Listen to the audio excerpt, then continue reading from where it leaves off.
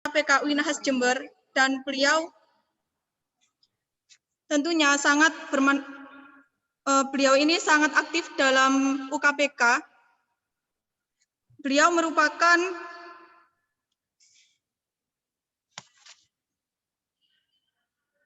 kepada Gus Wadud Nafis, sehat nggih Gus? Alhamdulillah sehat walafiat. Baik, langsung saja untuk memaparkan materi dari pemaparan materi yang kedua kepada Gus Wadud. Dipersilahkan. Assalamualaikum warahmatullahi wabarakatuh. Waalaikumsalam warahmatullahi wabarakatuh. Alhamdulillahirabbil alamin wassalatu wassalamu ala asrafil anbiya'i wal mursalin amma ba'du. Yang saya hormati Bapak Pembina sekaligus Waret 3 Bapak Dr. Pak Hifni Zain, dan juga narasumber kita yang tidak asing lagi, yaitu Bapak Saman Hudi, yang beliau ini setiap dialog-dialog di UKPK beliau ini sangat aktif, jadi seakan-akan sudah saudara sendiri yang tidak asing lagi, dan juga ketua UKPK dan semua anggota, dan terutama senior kita ini yang tidak pernah jenuh-jenuhnya untuk kita bergabung menemani di UKPK ini. Pada pertemuan kali ini kita akan mendiskusikan dengan tema membumikan ulul albab di kalangan milenial ini. Ini tadi yang sudah disampaikan oleh pembina kita yang lebih rinci, tadi sudah gagas besar sudah disampaikan. Cuman pada pertemuan kali ini kita akan lebih banyak tentang lebih teknis dulu sebagai pengantar nanti dialog. Karena itu ada embel-embel ulul albab, nah, dan juga gabungan milenial, maka sangat baik ketika kita ini mencoba membahas lebih rinci tentang milenial ini sendiri dari awal, supaya kita ini lebih paham dulu dari mana kita akan mau menyatakan membumikan konsep albab untuk generasi milenial. Jadi sangat penting kita akan mendiskusikan dulu apa itu yang milenial dulu. Itu supaya kita lebih jelas, maka saya ingin runtut itu baru kita nanti bagaimana cara membumikan ulul albab di kalangan milenial. Walaupun ini sebenarnya materi tentang milenial itu sudah berulang-ulang, tapi sekedar untuk menyambungkan alur pikir kita, saya akan menyampaikan daripada definisi milenial itu sendiri supaya kita mudah dipahami. Nah, para ahli itu mengartikan generasi milenial itu macam-macam ya. Ada yang bilang generasi Y, waduh, macam-macam itu. Tapi ada yang mengistilahkan itu, menyatakan itu baby boomer. Ada yang menyatakan begitu, ada yang menyatakan eco boomer. Macam-macam lah istilahnya yang mereka gunakan dalam menggunakan istilah tentang generasi milenial ini. Yang para ahli itu dia dimulai dari kelahirannya itu tahun 80-an. Jadi kalau sekarang itu umur 40 itu sudah dianggap milenial. Nah, kalau saya ini sudah umur 52, itu mungkin disebut kolonial ya, bukan milenial lagi kalau kayak saya ini mungkin sudah ada yang menganggap itu kelahiran tahun 90-an. Jadi kalau umur 30 itu masih dianggap milenial. Bahkan ada yang menganggap itu umur 20 ini lahir 2000 ini milenial. Jadi teman-teman ini rata-rata ini milenial rata-rata ini. Kalau saya Pak Hifni, Bapak Saman Hudi ini sudah bukan milenial lagi. Cuman jiwanya jiwa milenial. Karena ciri-ciri yang ada di milenial juga ada di Bapak Saman Hudi ini gitu. Itu juga ada gitu ya. Tapi yang jelas ini yang kita bisa lihat realitas tentang sekarang ini sudah menjadi perbincangan tentang generasi milenial ini.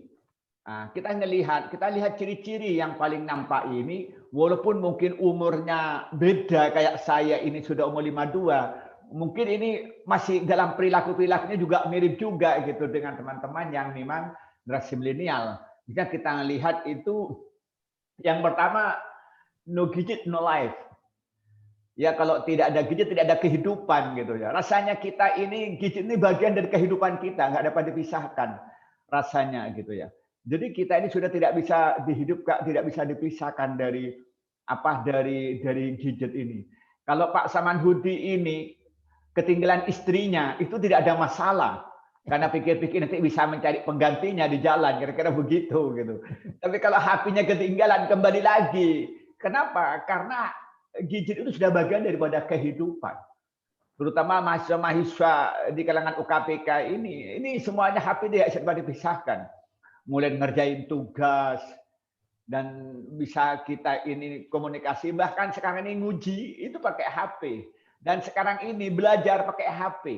Sehingga kadang-kadang pikiran kita ini hatiku pilu kadang-kadang gitu. Jadi ini tidak ada kehidupan tanpa gadget atau tidak ada gadget tanpa kehidupan. Terus jadi bolak-balik gitu kan. Kalau nggak ada gadget tidak ada kehidupan.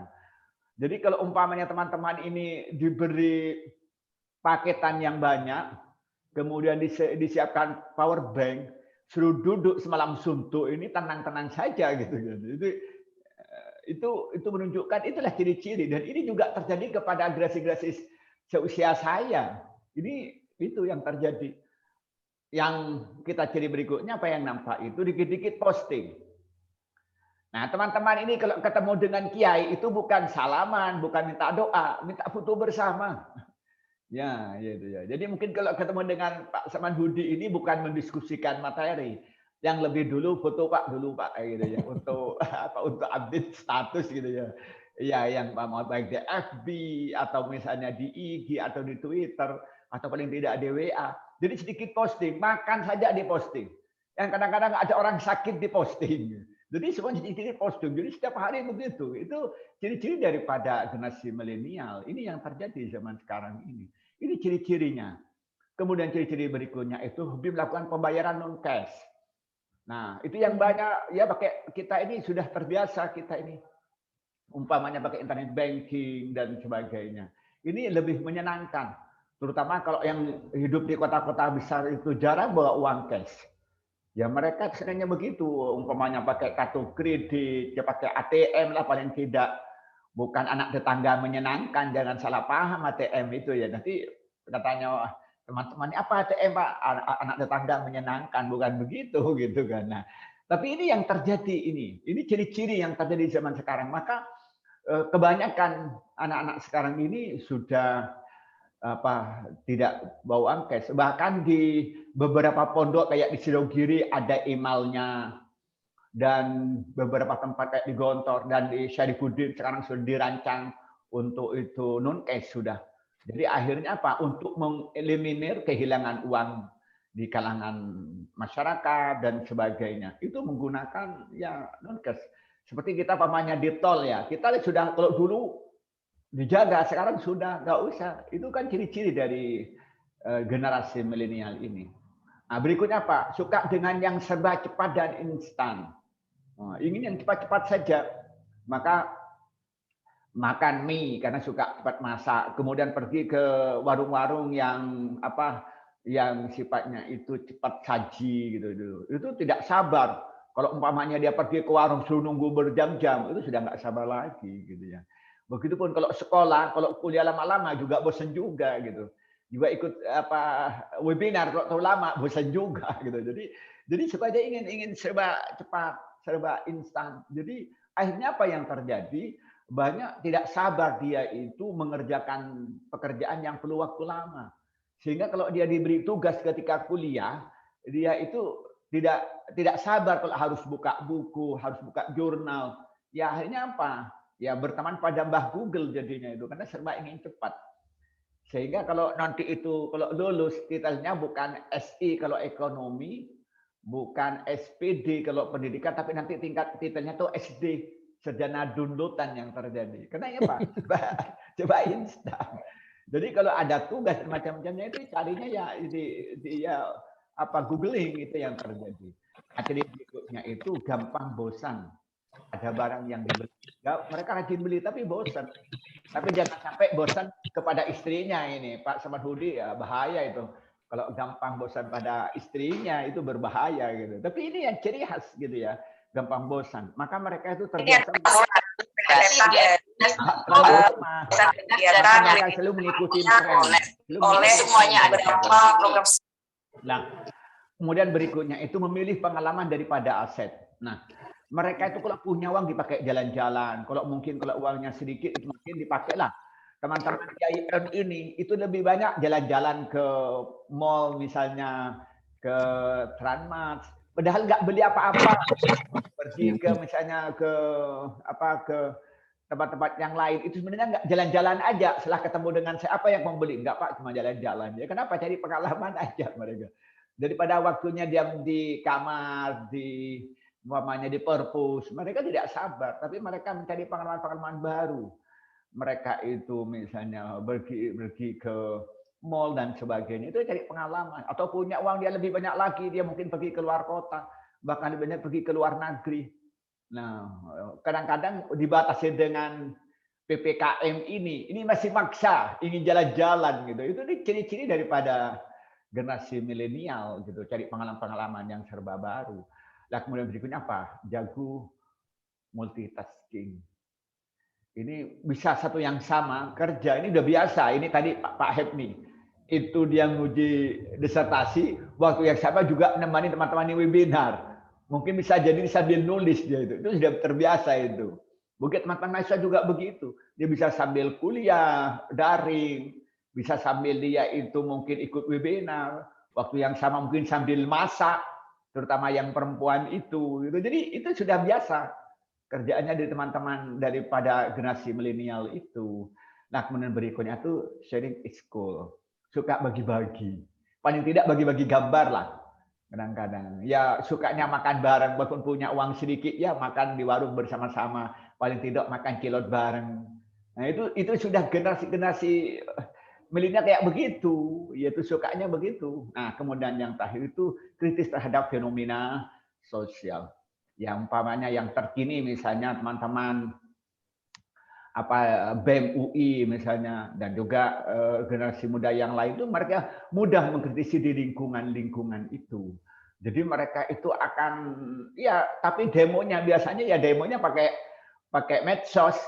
Jadi bentuk kritisan mereka mungkin diungkapkan di FB, di IG atau di WA atau di Twitter dan lain sebagainya. Ini ciri-cirinya itu ada paling tidak itu ada 9 daripada generasi milenial. Nah, kemudian saya masuk sekarang pada ulul albab. Nah, kita seperti yang disampaikan tadi oleh Pak Hifni Zain ya, ketika mengungkapkan ulul albab itu dia berangkat dari surat Al-Imran ayat 190 sampai 91. Jadi Allah berfirman di sini, Inna fi khalqis samawati wal ardi wa ikhtilafil laili wan nahari la ayatin liulil albab. Nih. Di sini Allah mulai sungguhnya penciptaan langit dan bumi dan pergantian malam dan siang itu merupakan tanda-tanda bagi ulul albab. Nah, kemudian setelah itu Allah menafsirkan siapa ulul albab itu. Alladzina yadhkurullaha qiyaman wa qu'udan wa 'ala junubihim. Mereka ini yang selalu ingat kepada Allah waktu berdiri, waktu duduk dan ketika mereka tidur berbaring. Ditambah lagi wa yatafakkaruna fi khalqis samawati wal ardi. Lalu mereka juga berpikir tentang penciptaan langit dan bumi. Tapi tidak berhenti di situ. Lalu dia mengakui sebagai Tuhannya, siapa yang menciptakan? Rabbana ma khalaqta hadza batila subhanaka faqina adzabannar. Dia menyatakan Rabbana ma khalaqta hadza batila. Ya Allah, ini tidak diciptakan dengan sia-sia, pasti ada bermakna. Lalu dia kekaguman itu tidak berhenti di situ. Subhanaka, maha suci engkau. Tapi ketika dia muji, dia mengakui kelalaian dirinya. Apa katanya? Faqina adzabannar. Maka selamatlah kami dari api neraka. Nah ini ketika melihat tentang ulul albab ini, di awal tentang ciptaan langit dan bumi dan pergantian malam dan siang itu menjadi tanda-tanda bagi ulul albab. Kalau dalam bahasa Arab itu kata-kata lubun itu diartikan sesuatu yang paling inti. Jadi kalau ibaratkan kayu jati ini, itu yang merah paling dalam itu namanya lub. Kalau umpamanya kita itu, yang paling itu namanya lub, itu namanya. Jadi ulul albab berarti orang yang mempunyai akal yang sangat dalam. Kalau kita diterjemahkan orang yang berakal. Sebenarnya kalau kata akal itu banyak, istilah akal itu dalam bahasa Arab banyak sinonimnya ya. Tetapi di sini menggunakan albab dari kata lubun itu artinya akal yang paling dalam. Nah, di situ juga diulangi lagi dia berpikir. Maka karena itu kalau kita ambil intisari tentang bagaimana kita bisa membumikan konsep ulul albab sebelum kita bicara tentang tadi dengan masalah milenial, kita akan berangkat dari ini. Yang pertama berpikir. Namanya berpikir itu beda dengan ngelamun. Maksudnya namanya berpikir itu diawali dia punya basis keilmuan. Kalau saya misalnya berpikir tentang fikih, karena saya punya basis tentang ilmu fikih, karena punya usul fikih, ya kita punya ulumul Quran, punya ulumul hadis, punya pemahaman Quran, punya pemahaman hadis, itu namanya berpikir, bukan sekedar ngelamun. Ketika kita berpikir misalnya tentang misalnya tentang tata surya, ya kita harus tahu tentang dasar-dasar ilmu tentang tata surya itu sendiri. Itu namanya berpikir. Itu yang paling inti. Jadi orang albab itu sudah mempunyai ilmu dasar.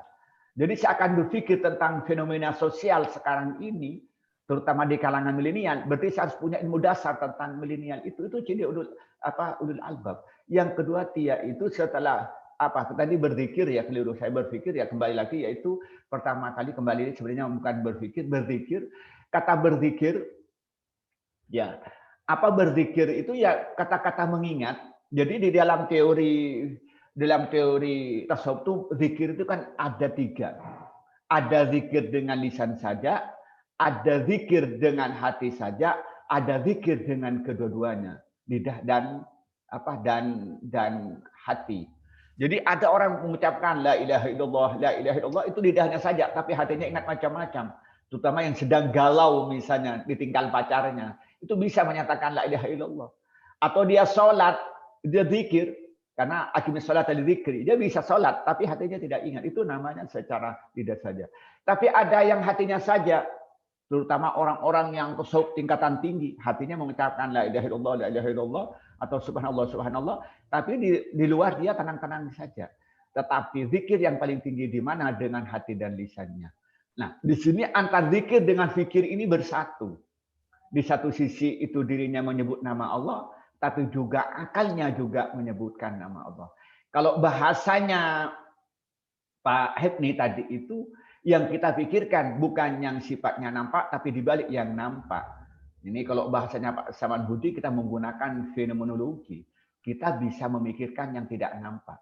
Bukan berpikir hanya yang tertulis, juga yang tidak tertulis. Maka di situ yatafakkaruna fi khalqis samawati wal ardh. Dia menganalisa, memikirkan itu tentang ciptaan langit dan bumi.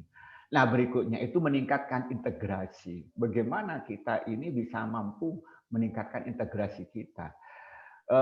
Kalau saya sudah menyatakan begini, kita saya memilih teman yang punya integritas yang tinggi. Kalau bahasa saya, untuk apa kita berteman dengan orang yang giat bekerja, tapi dia itu suka berkhianat? Tapi untuk apa kita berteman dengan orang yang jujur, tapi dia itu malas bekerja? Nah, kita ketika integrasi ini adalah paduan setelah berpikir itu melahirkan integrasi.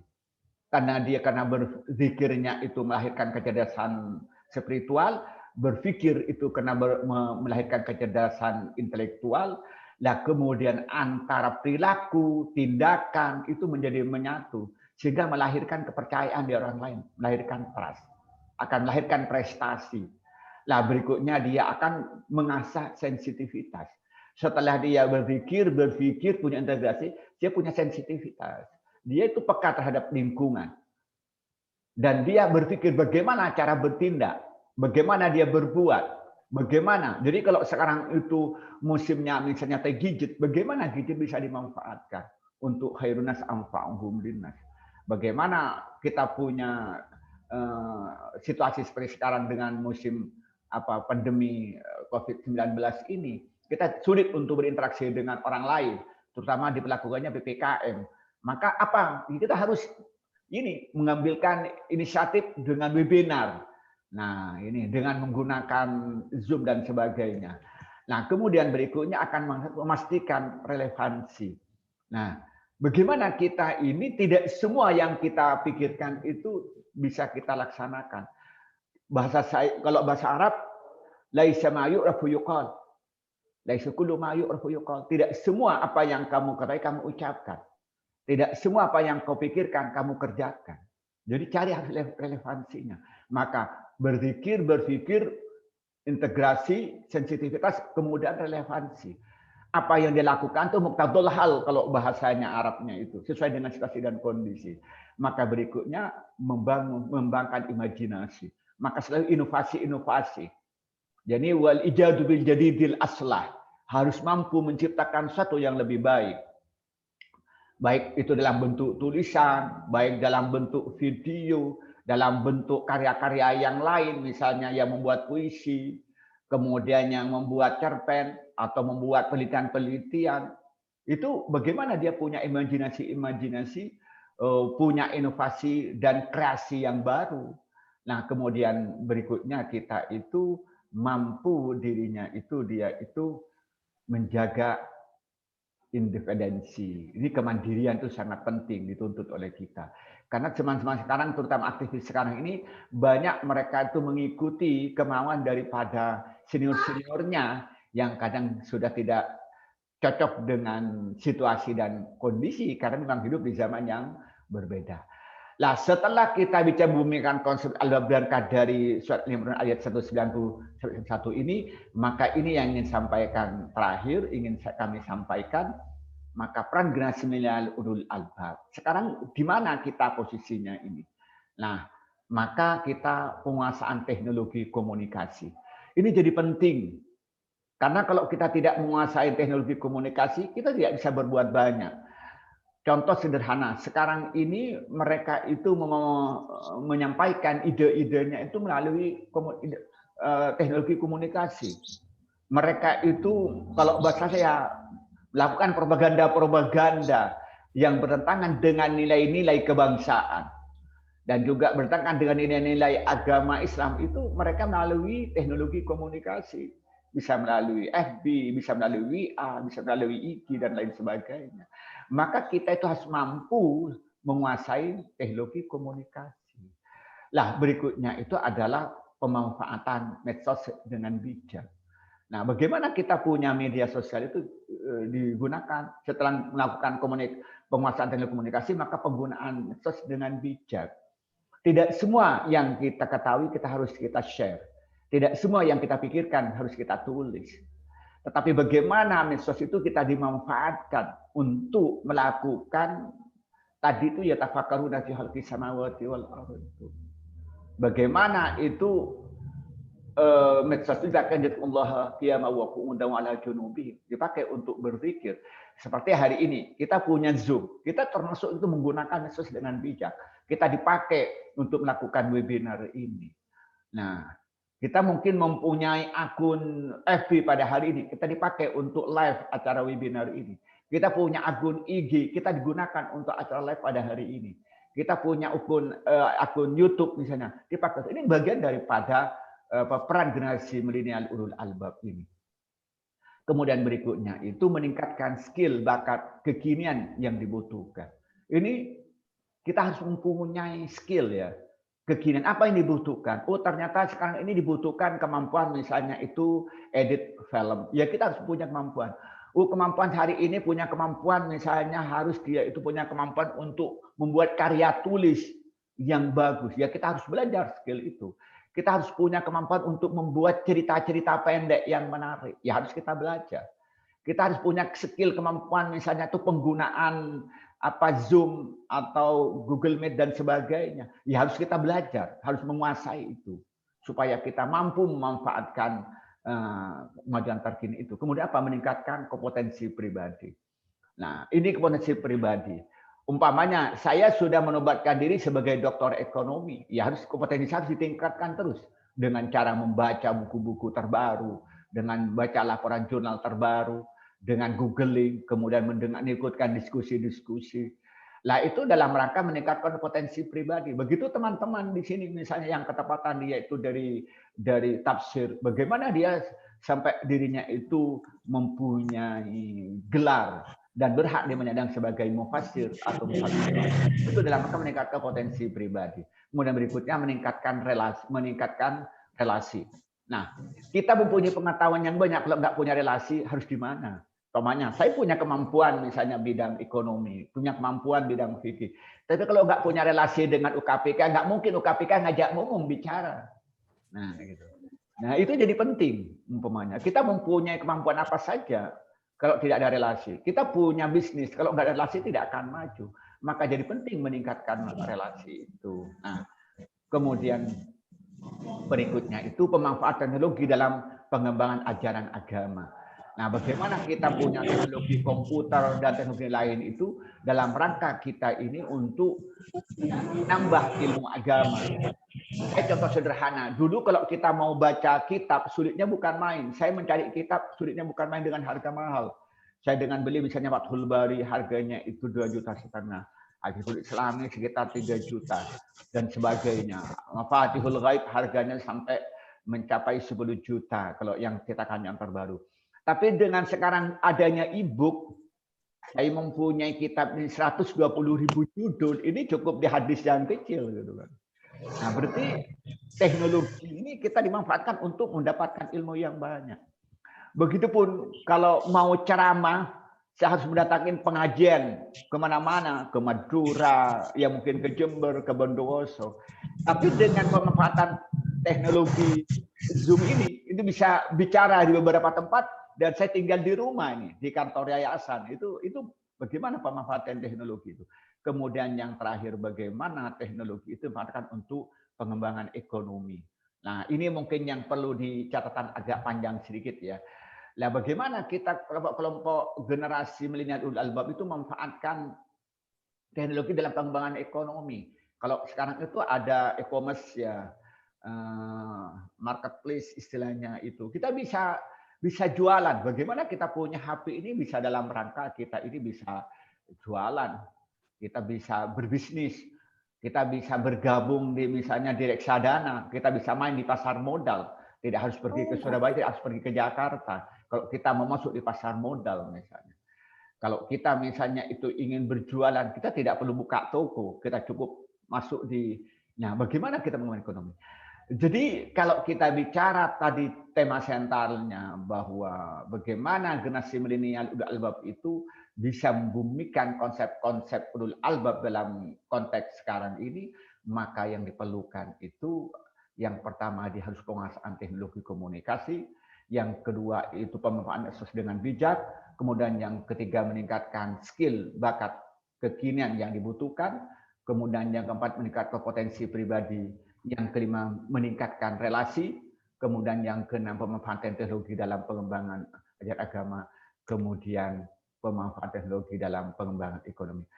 Mungkin inilah yang bisa kita sampaikan, kurang lebihnya mohon maaf. Wallahul muwaffiq ila aqwamit thoriq. Wassalamualaikum warahmatullahi wabarakatuh. Waalaikumsalam warahmatullahi wabarakatuh. Nafis LCMEI selaku penasehat UKPK Unhas Jember atas pemaparan materinya yang sangat luar biasa. Baik, langsung saja untuk pemateri yang ketiga, yakni Bapak